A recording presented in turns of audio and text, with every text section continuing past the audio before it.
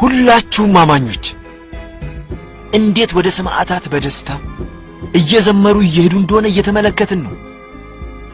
ለሕዝቡ ጸልዩ። በእስር ላሉት ወንድሞቻችሁ ጸልዩ። ሁላችንም ተዘጋጅተን እንኑር ከክርስቶስ ጋር ለመገናኘት።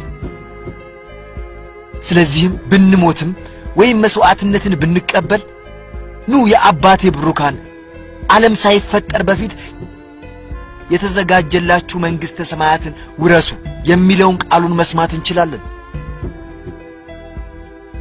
ጌታዬ ኢየሱስ ክርስቶስ ሆይ እኔ ኃጢአተኛ የሆንኩ አገልጋይህ ነኝ።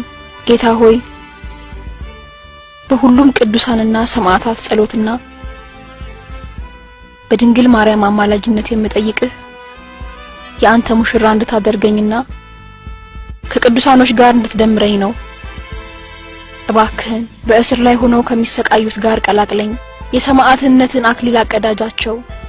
እንዲሁም የሰውን ልጆች ተወዳለህና ወንድምና እህቶቼን በፍቅርህ አጠንክራቸው። ምክንያቱም ያላንተ ረዳትነት ምንም ነገር ማድረግ አንችልም። ከአንተ ጋር ግን ጌታ ሆይ ምንም ነገር ማድረግ እንችላለን። ኃይል፣ ክብር፣ ምስጋና ለዘላለሙ ላንተ ይሁን። አሜን።